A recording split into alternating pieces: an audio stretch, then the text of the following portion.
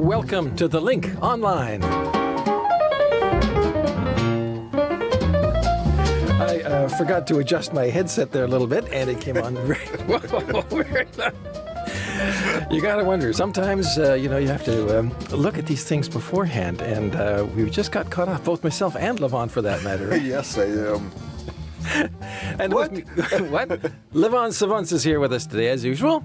Hello. Hello. Lynn Desjardins. Hi there. And on keyboards today and other technical issues, Urshan. Hello. And, of course, in the control room, we have someone we haven't seen in many a year. Alain Collin is our technician today, one of the original people from RCI going back longer than we all want to remember. He's now a producer at Radio-Canada, and we're glad to see you back there with his nice beard. If only we had the camera. And, of course, deep in the back of the studio, in charge of human resources, hockey and other sports, and the Minister of Problem Solving, Pierre Dutil is back there. We got a lot of interesting stuff on the show for you today. Lynn, what do you have? I'll tell you about some of the sharks of Canada and how they feel about eating you. Wow. All right, Levon? Well, I'll have sharks of different nature. I'll speak with an expert in international trade law about the latest spat between Canada and the U.S. at the WTO. All right, the World Trade Organization. Yes. Sharks of a different... And later in the program, the whys and wherefores of the Canadian government recent shuffling of cabinet ministers. Those are some of the items coming up on this edition of The Link Online. All right, let us begin. And earlier this week, the United States launched a formal challenge at the World Trade Organization against Canada. Washington is contesting the legality of Canada's retaliatory tariffs on a long list of U.S. products. And Canada slapped these counter tariffs on in July 1st, and that was in response to American tariffs on Canadian steel and aluminium. Levon, you've been following this escalating trade war closely, and what is the United States trying to achieve here? Well, Mark, the Trump administration is arguing that Canadian countermeasures breached international trade law. When the Trump administration introduced its or announced its tariffs in late May, it invoked a very rarely used law to wage its trade war against Canada and its other allies. Washington is invoking national security under Section 232 of its 1962 Trade Expansion Act. Canada says this national security justification is just simply ridiculous and is challenging the entire law, not just the U.S. tariffs, but the entire law at the WTO. Ottawa has also introduced its own retaliatory tariffs, not only on U.S. steel and aluminum, but also on a very long list of products that includes everything from bourbon to lawnmowers and ketchup. It included initially mustard too, but then we realized we don't produce any mustard in Canada, so the mustard was put off the list. Now, Mark Bush is a professor of international trade and diplomacy at the Georgetown University in Washington, D.C., and he argues that by going with these countermeasures now, Canada has exposed itself to the U.S. legal action. And so I asked him to explain what should have happened if Canada wanted to remain within the letter of WTO rules. Not just the U.S. tariffs, but the entire law at the WTO. Under the WTO, a complaining country, in this case Canada, would file a dispute, and the efforts to resolve the dispute would begin immediately in a 60-day period of consultation, followed by litigation before a panel and possible appeal. And were the defendant, in this case the United States, found to be in violation of WTO law, there would be a set period of time in which the defendant could bring its measures into accordance with its obligations. Were that not done, the complaining party, again Canada, could ask for authorization to retaliate against the United States by suspending concessions to a set level of trade value determined itself by the WTO. But that's not what's happening here. Mm-hmm. Instead, we're somewhere caught between what might be thought of as a 1930s-style trade war and a truly legal trade war, meaning that it's not unconstrained retaliation, but the decision by Canada and the European Union to implement retaliatory tariffs before the WTO has ruled against this application or against the legislation itself on Section 232 is, legally speaking, premature. And that was an excerpt of my conversation with Mark Bush. He's professor of international trade law and diplomacy at the Georgetown University in Washington, D.C. And by the way, if you're interested in trade and these issues, he produces a very interesting podcast called Tradecraft, and I highly recommend it. And by the way, before you dismiss him as someone who kind of follows more the U.S. line, he has actually grew up in Canada and has at one point even taught at Queen's University. So he's someone who's kind of binational. He's very, very worried about the way things are going. Well, there's a lot of people around the world are concerned about how this is escalating back and forth amongst countries. He mentioned the EU, for example, in that little segment that you broadcast. Yes, there. and of course there's also the trade war with China between the U.S. and China. And his most recent podcast is about this nitty-gritty of the trade war with China. It's fascinating. I would highly recommend, if you have a smartphone or just on your computer, go to find this Tradecraft podcast and listen to it. However, you may not be able to sleep at night if you read it and you're concerned about the economy. Speaking of not being able to sleep at night, nor ever going in the oceans again, we've got a story about sharks coming up in just a moment.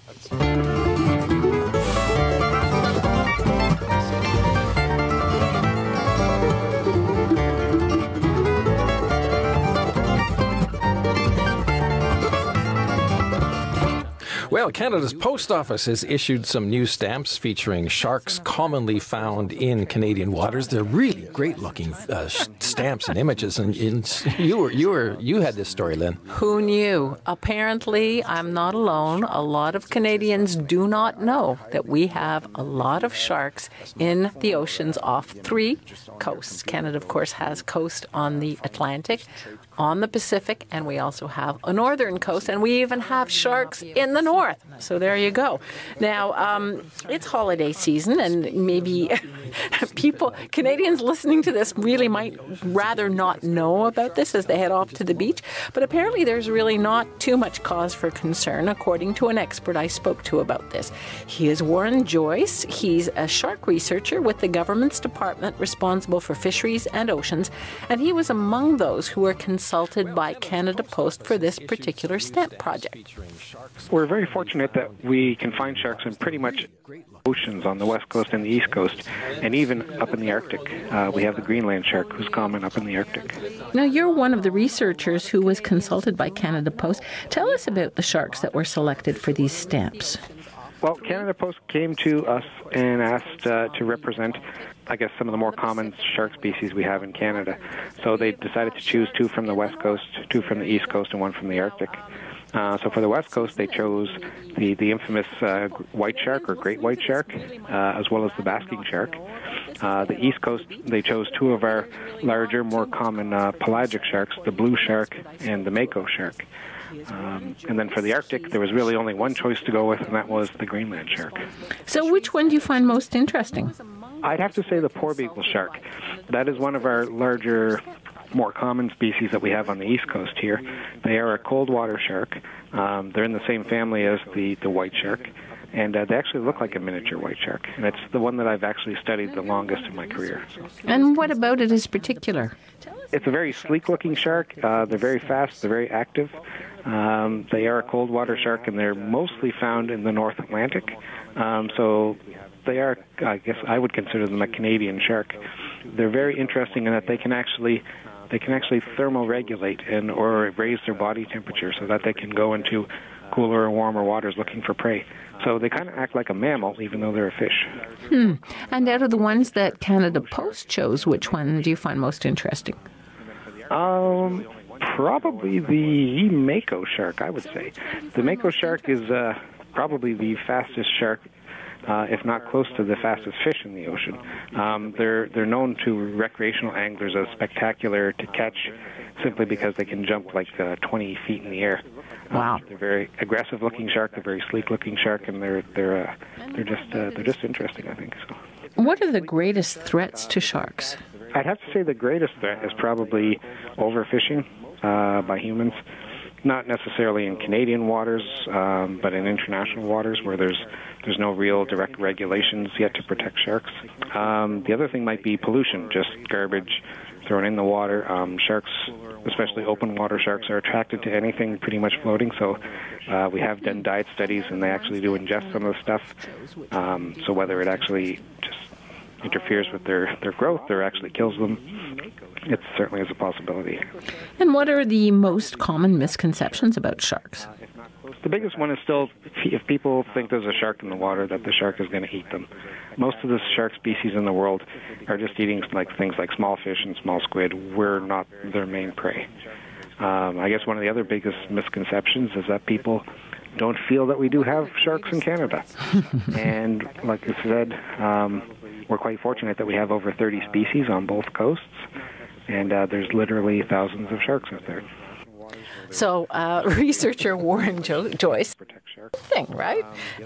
He also said to me that sharks have been on Earth longer than dinosaurs. Did you know that? About 400 million years. And they are widely misunderstood. And he's hoping that the issuance of these new stamps will encourage people to learn more about them. Not necessarily get up close and personal, but, learn more about them. I'm still thinking about one of your opening sentences there where we don't have much to worry about. The operative word is much. Yes. I remember there was a video of someone who was either a shark researcher or a fan of sharks for some reason, and he was in the water with a bunch of the small sand sharks or something swimming around him, and he was trying to tell somebody else, a reporter or somebody, that there was no danger. And as they were swimming around, they bit him on the leg. Oh, it's okay. They were just testing, Well, interestingly, just as I was finishing up today, there was an article that came over on the Wire service about two children who were bitten on the east coast of the United States. And fairly north, too, right? Yes.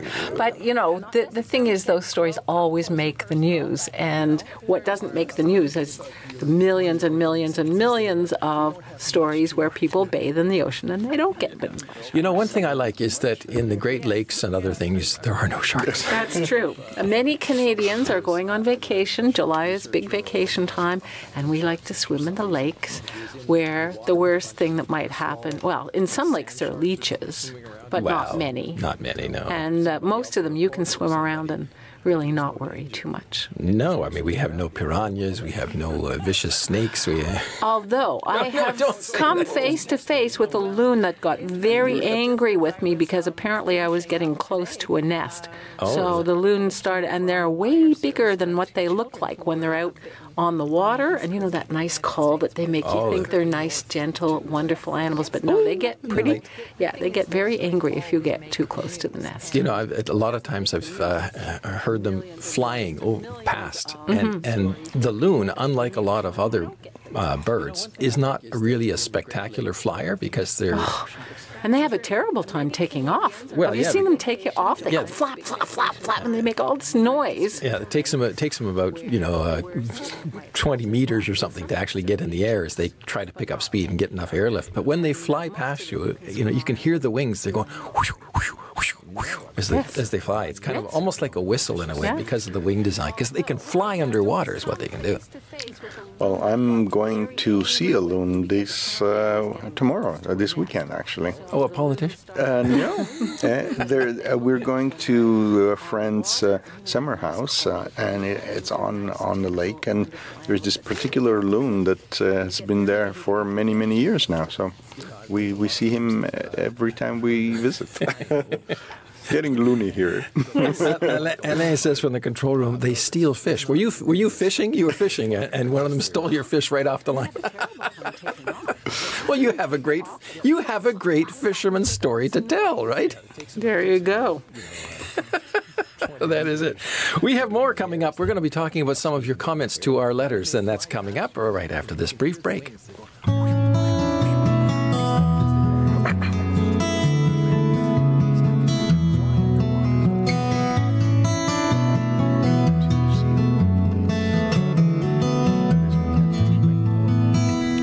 All right, let's take a look at some of the comments you've posted to our various stories. And once again, a reminder that you can post to all of the RCI stories. Just go down to the bottom of each story and post your comment there.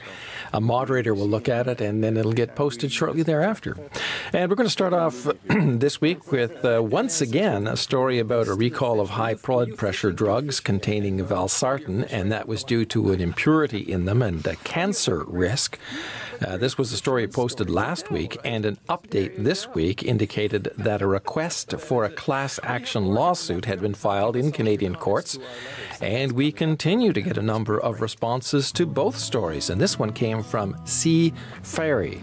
July 10th, 2018. I've been advised by my pharmacy that this drug should be changed as soon as possible. It has only been 1 week. I'm still waiting for my doctor's response to change my prescription. Meanwhile, I still must take that poison for high blood pressure. Do you imagine my fear? This is not acceptable in a country like Canada and in 2018. We do have a lot of questions, but no answer. Who to blame first? How much money they make? And yes, we should and want to file a class action lawsuit. And there was a lot of concern about the lack of information and the health risks on this situation. And Graydon Dempsey wrote this. I have been taking valsartan 160 milligrams for over 12 years for high blood pressure and found out 2 months ago I had lip cancer. Could this drug be responsible? I live in Ontario and I want to file a class action lawsuit, and I fear what's going to happen to my health next. And we had another one, this one from the United States, from Sarah Allen. Thank you for posting this news about valsartan and calls for a class action suit in Canada. Many citizens in the USA are oblivious, and I received an email from the U.S. government's Federal Drug Administration about this voluntary recall. It's free to sign up for FDA alerts, and you can pick what sort of products you want urgent news about. I also recommend Daily Med, which is related to the FDA, and that is where you can research drugs and ingredients, plus where they are manufactured and the distributor. I took valsartan for a decade. In 2015, my lab values were strange, and by 2016, my liver enzymes were climbing. With many tests, biopsies, and consults with specialists, it was discovered by Mayo Clinic that I have AL amyloidosis, and my liver enzymes have slightly improved since I've been taking irbesartan the last 3 months. Of course, Big Pharma and the insurance companies rule our for-profit healthcare industry in America. And although there were several more responses, we'll move on after this one from Maury Phillips, which was also similar to many others. And Maury Phillips asks this question. How do I get on this lawsuit? I also have been on this drug for a long time. Well, of course, if you look in the article itself, you can contact the company linked in the update story, and you can ask them to sign up for the class action on that one. So once again, go back to the story and look for the link in the story to the company, the legal company that is launching this class action suit. Now, we had a story from last year about Canada refusing to grant asylum to white South African claimants, and although this was a story from a year ago, it seems to have been circulating again somewhere on the internet, as we've had a number of responses, many expressing shame or anger about the federal government's rejection of such claims. Alma Bellumeur writes this. Our government is failing these people from South Africa, and I, as a Canadian, know about many of the tragedies they endure. I worked for white doctors from South Africa, and they shared many stories of what is going on there. Another poster said on the same subject, Francis Dryden, and suggested an alternative. Don't even think about Canada. Go to the Mexican consulate, probably in Cape Town, and show your financial ability to sustain yourself and family in Mexico. Mexico. Get a permanente approval and move here. You must be self-sufficient. You can work with a permanente, but you can't take a Mexican job. That's it. Jalisco awaits for your arrival. All right, we had a story called Poverty in Canada, even middle class feeling the squeeze, and this was about a survey showing more Canadians felt they were falling behind financially and having to cut back on more and more, even on essentials. And Dennis Goss wrote this. A pertinent question would be, to what extent is the cost of accommodation affecting your daily lives in discretionary spending? And actually, the cost of accommodation was one of the questions in that survey, and a majority of Canadians listed it as one of their top concerns and expenses. Now, let's end on an upbeat note. We had a story called Surplus of Dentists Brings Change to the Profession in Canada, and Tran Duong wrote this. Never frown, even when you're sad, because you never know who is falling in love with your smile. And I just want to tell you that we have a message from Wakar Azim, who's watching us on Facebook Live, and he says, I like your news, get a lot of knowledge, information about Canada and the world. All Yay! right. Thanks Wonderful. very much for that. Thank you. All right. And how can people text in on us, though? Well, you just join the Facebook, just follow us on Facebook and Radio Canada International, and when we are live, you can send us direct comments in real time. We'll be getting them and responding to them as we get them. All right. So once again, if you want to make a comment to any of our stories on the website, you can do that. Go down to the bottom of each story and post your comments there. Moving along, this week the federal government in Canada has moved several cabinet ministers about in what is commonly known as a shuffle. And some people have been promoted and some demoted. And Jordan Press is a parliamentary reporter for the Canadian Press Wire Service and follows such matters closely. And in this excerpt, I began by asking him why governments do this so-called shuffle. What the government is trying to do is it's trying to set itself up for some either political gain and more likely electoral gain. And in this case, you had a government that is now looking a year ahead to a federal election. The next one is scheduled in October of 2019. And it's thinking to itself, what do we need to do? What are the issues that we really need to tackle so that we don't lose out on votes in the next election and we can maintain our majority government? And so it's actually quite common for governments late in their mandate, like this one is, to shuffle their cabinet to try to bring in some new blood, reward those who have been good soldiers for the government, and also put the right people in place to deal with what have really been problem files for the government so that they can go out to the people and say, look, we are dealing with this. You have a new minister, so any of the anger you had maybe at the old one, you don't have to be angry anymore. You have somebody new on the job, and they'll take care of all these problems. On the international scene, does this signal anything? Well, what it definitely signals is that, for instance, the government wants to maintain the people it has in place, particularly when it comes to trade between Canada and the United States. The cabinet ministers who are very responsible for that, particularly Chrystia Freeland, who is the foreign affairs minister, she was not moved in that shuffle. Another cabinet minister who was overseeing international trade has been moved, but he was moved to the file overseeing infrastructure spending in Canada. But then someone else was moved into another trade portfolio. So there is a focus on maintaining, one, keeping the people in place who are dealing with Donald Trump in the United States on renegotiations of a North American free trade agreement, but also keeping a team intact to deal with how do we diversify our trade, which is something that this government has talked about at length. How do we make sure that we can get our products not just moving north-south, but how do we get them moving east-west across the Atlantic to Europe, and how do we get them moving across the Pacific towards Asia? So some of the moves that were made yesterday were designed to maintain some stability on that, but also to bring in some fresh blood to try to get files moving that had not been moving previously. Well, one of the files, as we say, that is both international and domestic is the issue of these illegal border crossings. They've moved a new person into that. What does that signify? Well, one, it signifies that this government is trying to really sees this as a problem. They have long talked about the idea that this is not a crisis, that they are handling this, but the political heat has been growing on this government to actually deal with it. And specifically because you have now a provincial government in Canada's largest province in Ontario that has turned around and blamed the federal government for this influx of asylum seekers crossing the border that are now being housed in the city of Toronto in particular and are going to Canada's largest city and are on the verge of being homeless, really, because they need the city needs to find places for them. So there is a sense from the federal government that it needs to actually deal with this, and that the ministers who have been overseeing this file maybe have not been able to handle it as well as they would like. And that was Jordan Press, a Parliament reporter for the Wire Service Canadian Press, talking about the recent Canadian government cabinet shuffle, and the full interview is in the highlights.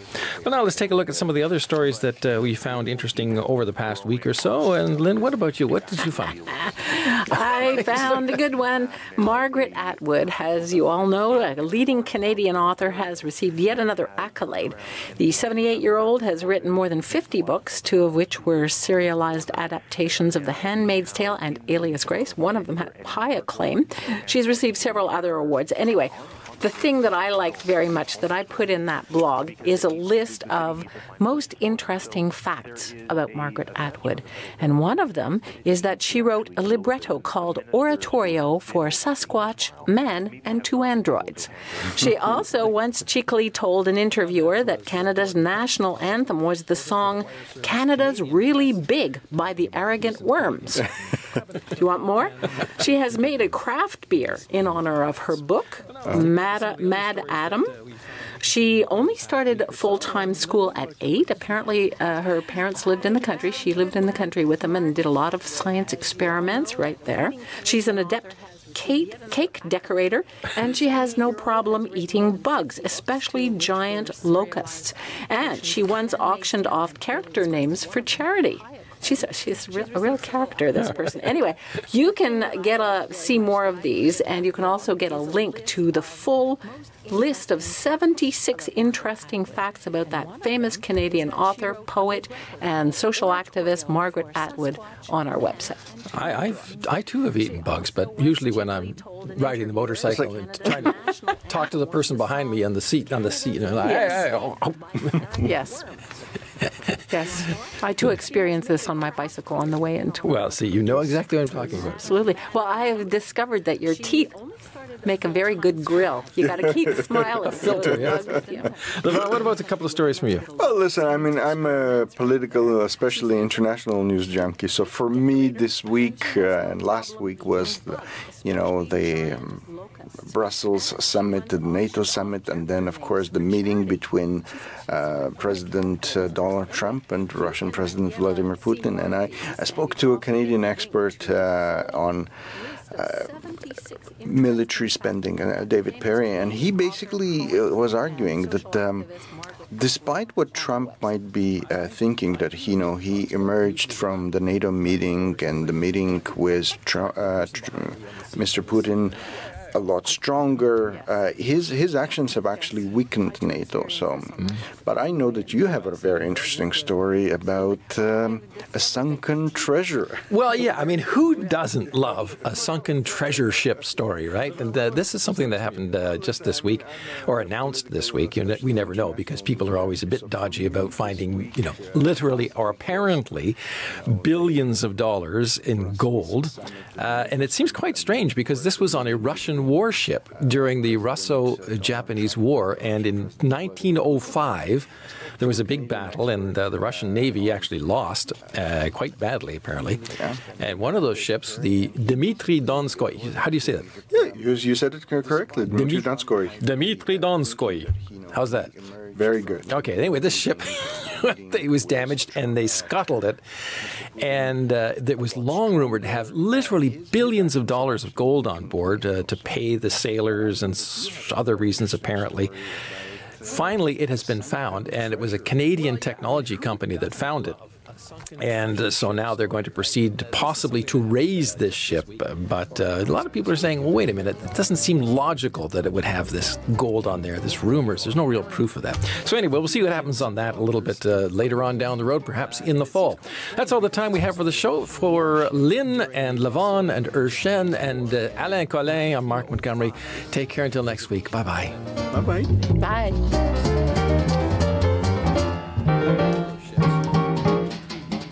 How do you say that? Yeah, you said it correctly. Did you not score? How's that? Very good. Okay, anyway, this ship it was damaged and they scuttled it. And it was long rumored to have literally billions of dollars of gold on board to pay the sailors and other reasons, apparently. Finally, it has been found, and it was a Canadian technology company that found it. And so now they're going to proceed possibly to raise this ship. But a lot of people are saying, well, wait a minute, it doesn't seem logical that it would have this gold on there, this rumors. There's no real proof of that. So anyway, we'll see what happens on that a little bit later on down the road, perhaps in the fall. That's all the time we have for the show. For Lynn and Levon and Urshen and Alain Collin, I'm Mark Montgomery. Take care until next week. Bye-bye. Bye-bye. Bye.